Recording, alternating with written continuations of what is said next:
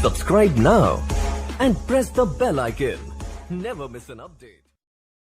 नमस्कार मित्रों, स्वागत करता हूं सबका इस यूट्यूब चैनल पर जिसका नाम है study with PN Lodha.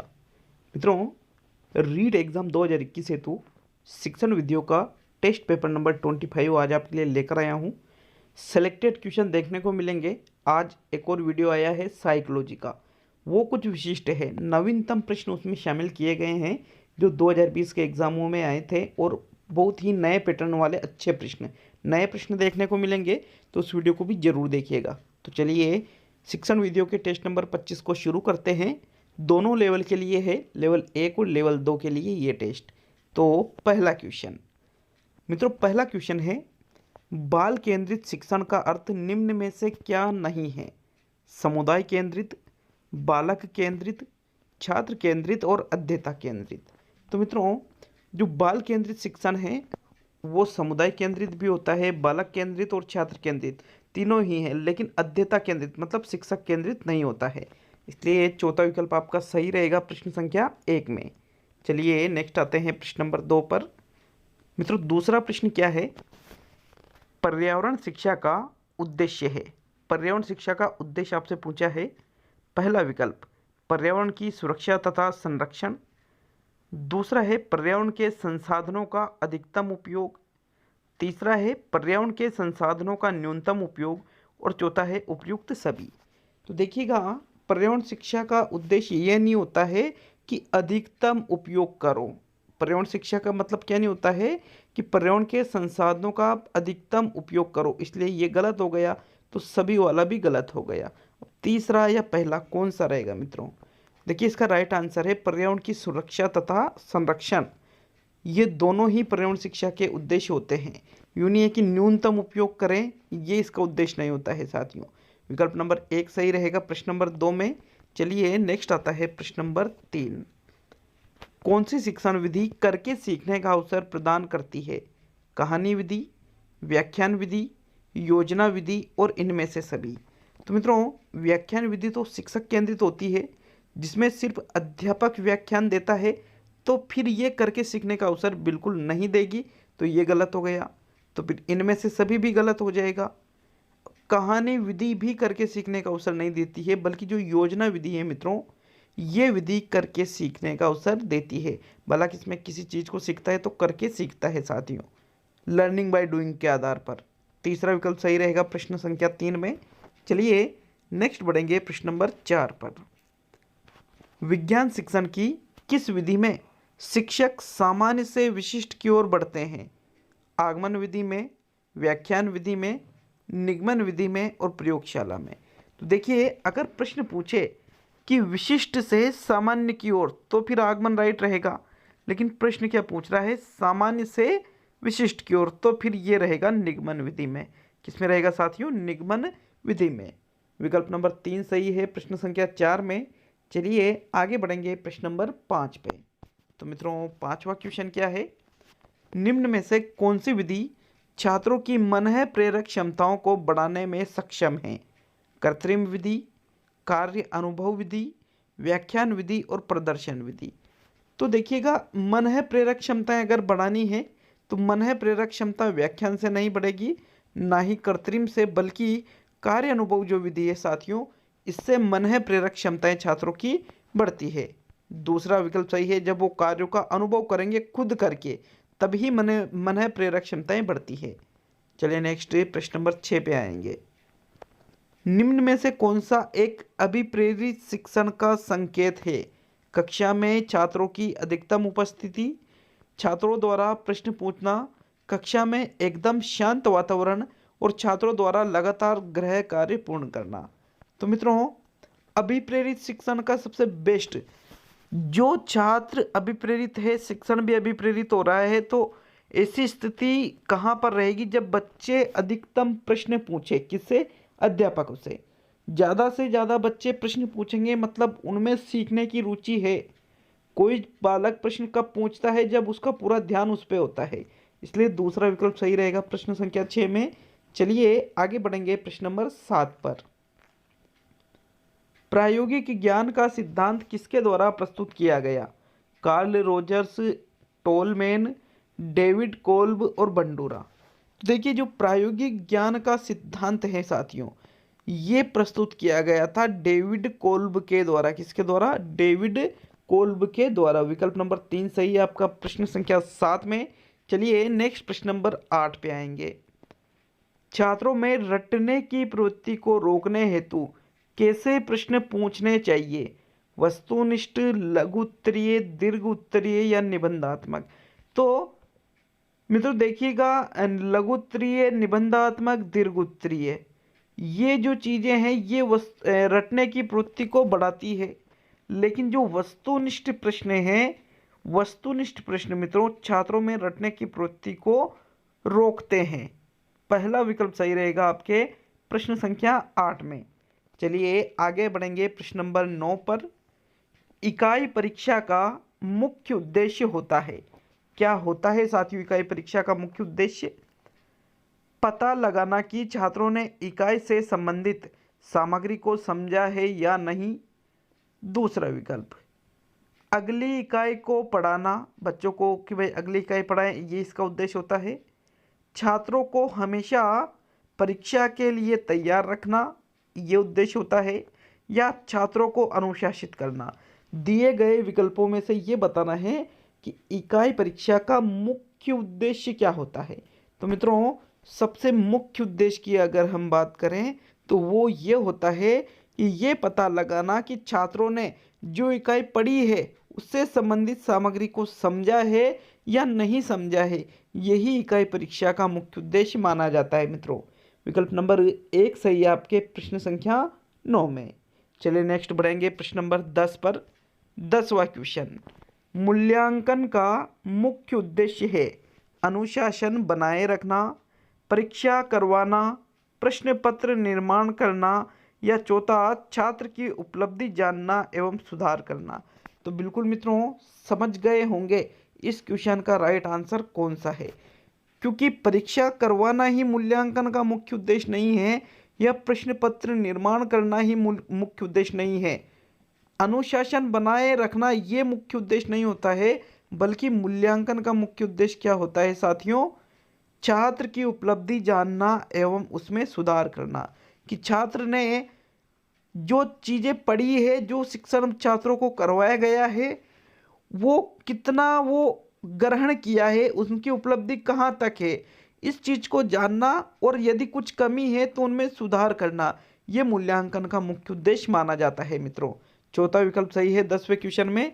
Next प्रश्न नंबर 11, न केवल निर्माणात्मक बल्कि योगात्मक आकलन भी निम्न के माध्यम से संचालित किया जा सकता है। गृह कार्य के माध्यम से, प्रश्न और उत्तर पत्र के माध्यम से, परियोजना के माध्यम से और शिक्षकों का स्वयं मूल्यांकन। तो शिक्षकों का अगर आप स्वयं मूल्यांकन करोगे तो उसमें निर्माणात्मक और योगात्मक आकलन कहाँ संचालित होगा, क्योंकि मित्रों शिक्षकों का थोड़ी आकलन करना है, आकलन तो बच्चों का करना है, इसलिए चौथा गलत हो गया। गृह कार्य से सिर्फ निर्माणात्मक मूल्यांकन का पता चलता है, योगात्मक का नहीं चलता है। प्रश्न और उत्तर से अगर एग्जाम में लेंगे तो योगात्मक का पता चलेगा, लेकिन जो परियोजना है, परियोजना के माध्यम से साथियों निर्माणात्मक और योगात्मक दोनों आकलनों का संचालन किया जा सकता है। विकल्प नंबर 3 सही रहेगा आपका प्रश्न संख्या 11 में। चलिए नेक्स्ट आते हैं प्रश्न नंबर 12 पर। तो मित्रों 12वां क्वेश्चन, शिक्षार्थी के व्यापक मूल्यांकन के लिए निम्न में से कौन सी तकनीक उपयोगी है कि व्यापक मूल्यांकन शिक्षार्थी का आपको करना है? तो बताइए, आवधिक परीक्षाएं, वार्षिक परीक्षाएं, पोर्टफोलियो या दत्त कार्य। तो मित्रों व्यापक मूल्यांकन अगर बच्चों का करना है आपको, तो उसके लिए सबसे बेस्ट जो तकनीक है वो उपयोगी है पोर्टफोलियो। पोर्टफोलियो की जो फाइल होती है उसमें बच्चे का समस्त रिकॉर्ड संधारित होता है साथियों, कि उसने कितनी प्रगति की है, किस सब्जेक्ट में वो कमज़ोर है, किस सब्जेक्ट में वो ज़्यादा जानता है, उनकी रुचियाँ क्या है, सभी प्रकार की मूल्यांकन पोर्टफोलियो के माध्यम से आप कर सकते हो। तो मित्रों इसीलिए आपका प्रश्न 12वें में तीसरा विकल्प सही है।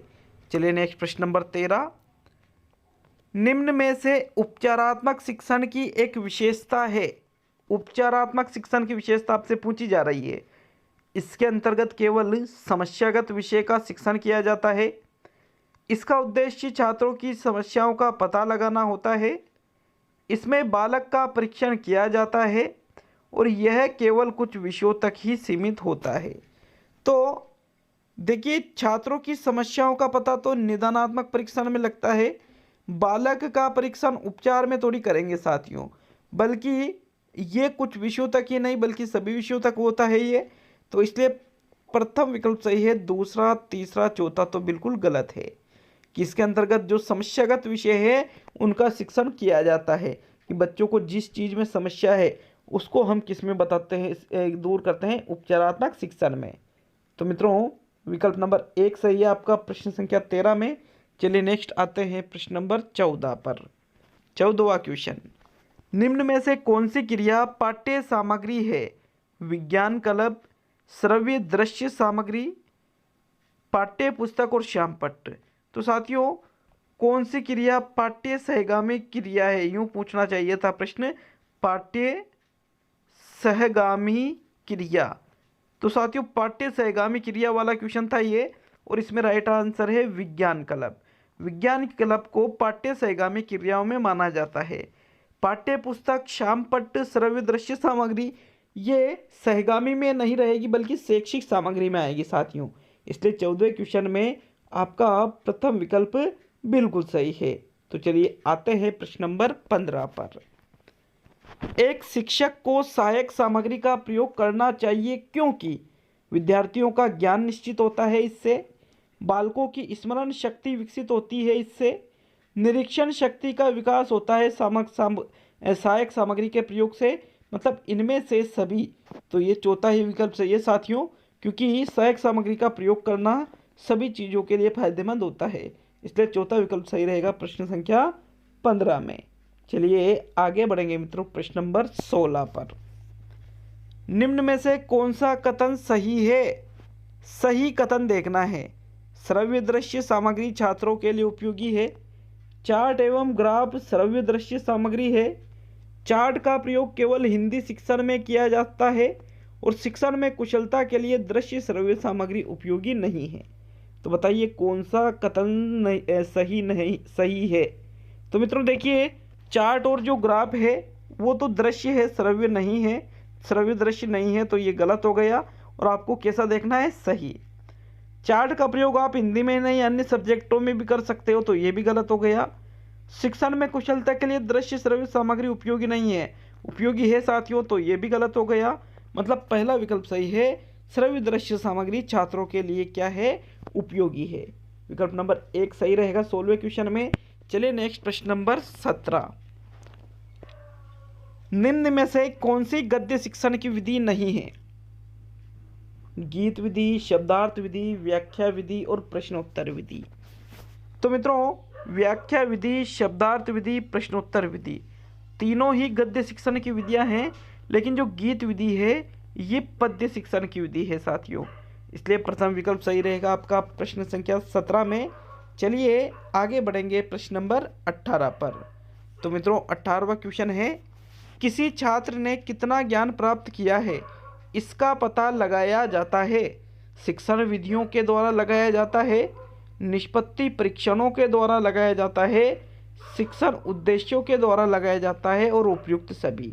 तो साथियों प्रश्न पूछ रहा है कि किसी छात्र ने कितना ज्ञान प्राप्त किया है। अगर आपको इसका पता लगाना है तो इसके लिए आपको निष्पत्ति या उपलब्धि परीक्षण करने पड़ेंगे।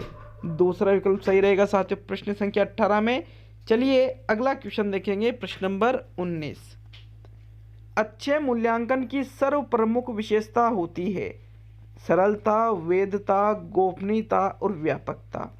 तो मित्रों सबसे जो मुख्य विशेषता है अच्छे मूल्यांकन की वो होती है वैधता। वैधता का मतलब क्या होता है कि जिस उद्देश्य की पूर्ति के लिए प्रश्न पत्र बनाया गया है यदि वह परीक्षण उस उद्देश्य की पूर्ति करता है तो इसको हम कहेंगे वैधता। दूसरा विकल्प सही है 19वें में। मित्रों अंतिम और 20वां क्वेश्चन, लेकिन इससे पहले बता दूं चैनल को अगर आपने सब्सक्राइब नहीं कर रखा है तो अभी सब्सक्राइब करके बेल आइकन दबा लीजिए साथियों। एग्ज़ाम तक बिल्कुल शानदार शानदार टेस्ट आपको यहाँ पर इस चैनल पर मिल जाएंगे।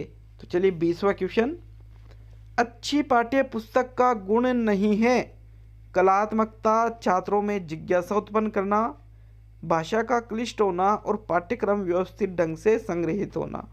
तो अगर पाठ्यक्रम व्यवस्थित ढंग से संग्रहित है तो अच्छा गुण है, कलात्मक है तो अच्छा गुण है, जिज्ञासा उत्पन्न कर रहा है छात्रों में तो अच्छा गुण है, लेकिन भाषा का क्लिष्ट मतलब कठिन, तो ये रूप होना ये गलत है साथियों, ये अच्छी पाठ्यपुस्तक का गुण नहीं है। विकल्प नंबर 3 सही आपका 20वें क्वेश्चन में। तो आज के शिक्षण वीडियो के 20 क्वेश्चन हम देख चुके हैं। 15 तक कौन कौन पहुंचा हमें कमेंट करके जरूर बताएं साथियों। बहुत बहुत धन्यवाद, मिलते हैं अगले वीडियो में।